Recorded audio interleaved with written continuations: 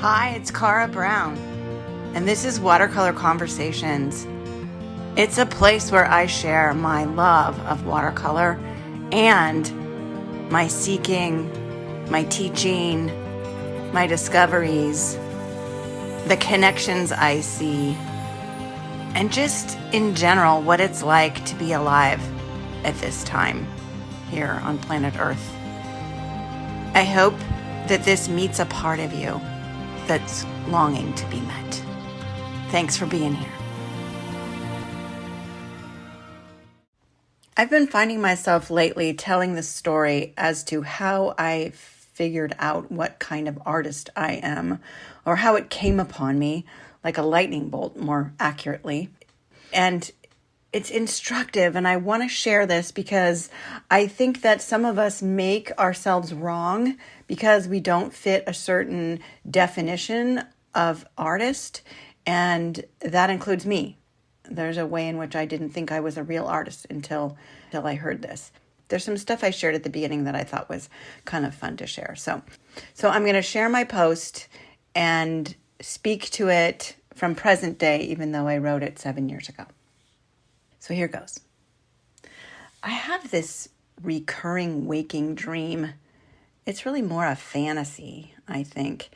It came to me in a contemplative moment, something like 2 decades ago or more, and it downloaded as a fully formed experience in my mind and even in my body. In my dream, in quotes, I wake to the sunlight coming through soft, gauzy curtains, covering the windows in the room that I'm in. I'm laying in fresh white sheets in a bed, and I'm wearing a simple white cotton short sleeveless nightie. I get out of bed and step onto a tile floor and then go through French doors outside to a large open patio. The patio has terracotta pavers and a wrought iron railing. On it are big terracotta and glazed blue pots of lemon and orange trees, and orange and pink bougainvillea, and of course, climbing roses in bloom. The house, this place I'm in, is up on a hillside above the blue sea. Somehow I know it's the Mediterranean, but I don't have any idea whether it's France or Italy, Spain, or even Greece. The air is scented with orange and lemon blossoms and the roses and the fresh sea. I can hear birds fluttering around and bird song, but other than that, it's very quiet and the air is still. I am fit and tan and really at home in my own skin. I'm all alone and completely content. The experience of this waking dream has been so compelling to me that I've tried to find movies that evoke this sense of place and mood. For a long time, Enchanted April was the closest thing I was able to find, but it's still not quite right. I came across the description of a film online some years ago about a woman who returns to Greece after a divorce to find herself. I think that there was Mediterranean in the title and that it was filmed on an island, and I had hopes that it might be like my waking dream. But I was never able to find out how to get a hold of this film to watch it, and I've even lost touch with what it's called at this point. A more recent movie than Enchanted April was Mamma Mia, the Meryl Streep adaptation of the stage musical. It's closer. It has the colors, those joyful kind of washy colors, the Mediterranean setting with the views of the sea, and such a light spirit. The year it came out, Joe gave the DVD to me for Christmas. One morning, in that special time out of time between Christmas and New Year's, I watched it, still in my PJs, wrapped in a blanket with my morning tea. For me, watching a movie in the morning before even getting dressed is just the most decadent way to start a day. I remember having tears at the sweetness of the movie, but the experience of watching it in my pajamas. It seems to me that it was after a fall of doing a lot of art shows and just working really hard, and that life could be sort of that sweet and sort of carefree in a way, just moved me. I've described my dream to a few people.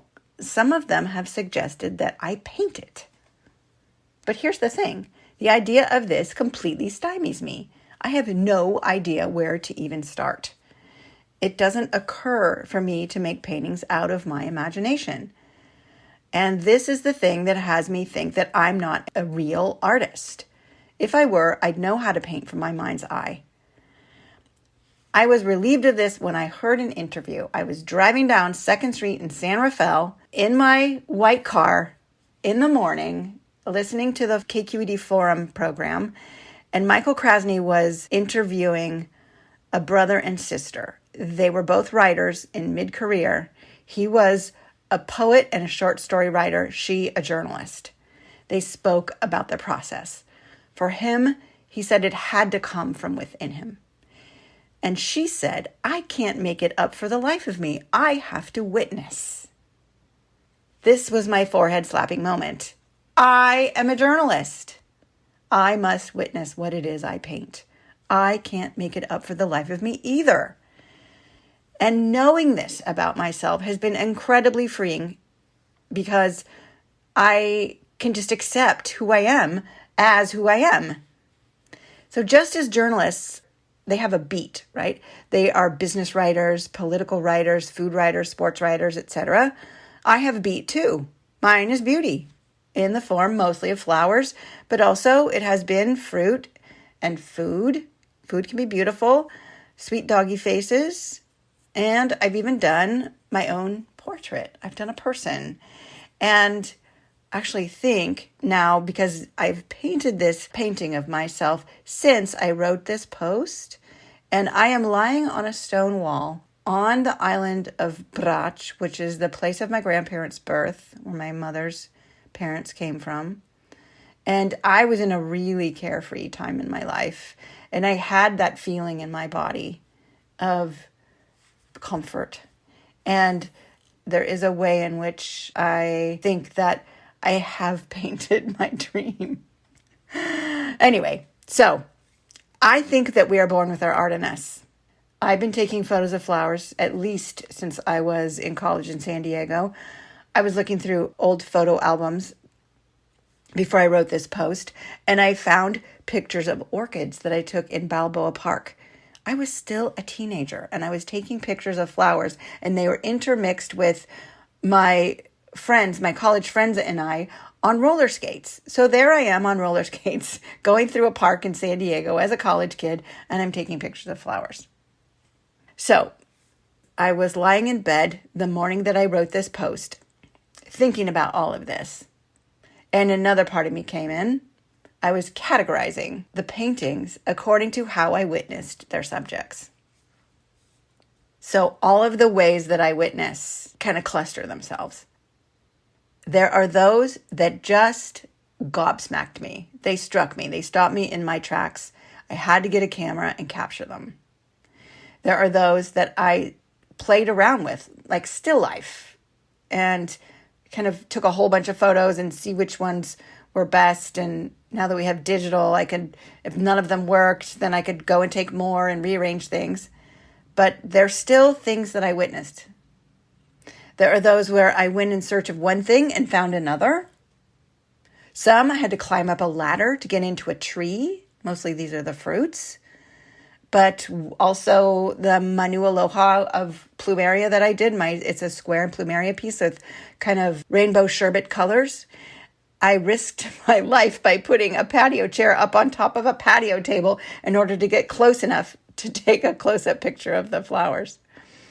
And some of them came from images. These are more of my early works, photos that I took even before I was really painting, and I had no idea that they would become a painting one day.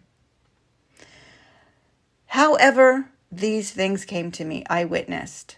The thing that captivated me was outside of me. The camera in my hand, in my life, is an integral part of my process. I need it to record the visual part of the moment that I experience. I do not have a photographic memory, and it just isn't convenient anyway to be up on a ladder inside a tree trying to make a painting, which is all about the light, and the light shifts within 15 minutes. So the camera's just needed. It's just part of it. I've been tempted so far in my painting career, and I have painted actually one flower that was someone else's photo. I did not witness it. But by and large, the vast majority of my paintings, I have been there. I've experienced in real life, in 3 dimensions, the thing that I have painted. And I have to believe that this is related to my commitment to make what I'm painting feel real. I have experienced it once, and so I want to see if that experience is also something that I can offer to the viewer of my paintings. So as much as I have this desire to see in photos and film in some form my waking dream, maybe that's not the point of it. Maybe whether I ever paint it isn't important at all. Maybe it's meant to be some kind of a felt sensual experience that I can conjure for myself to take me to that special place where I'm peaceful and safe and content and immersed in loveliness. Maybe it's a mythical, mystical place in my imagination that's just for me. And maybe I'm only meant to paint what I really witness, is what I wrote. And I come to know now that it really is so, because it is what I paint. I do not paint my dreams or my imagination. It's been proven. All these paintings have come out of me after I witness things in the world. And it's amazing how it can land inside of me as real once I've seen it. And then I know it when the painting has delivered that.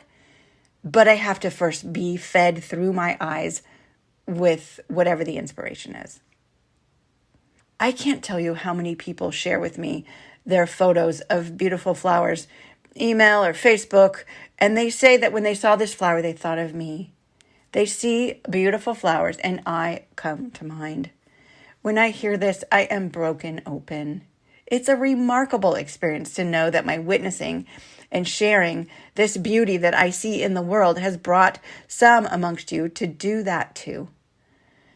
And this affirms that I'm doing what I'm meant to do, that how I witness and paint is actually my mission in this life. Something about this makes me think of the end of Desiderata I wrote here at the end of this post, Max Ehrmann's poem that so inspires me. With all of its sham and drudgery and broken dreams, it is still a beautiful world. Be cheerful. Strive to be happy. I send you my love and my gratitude that you have been with me and are listening and following along. Take care.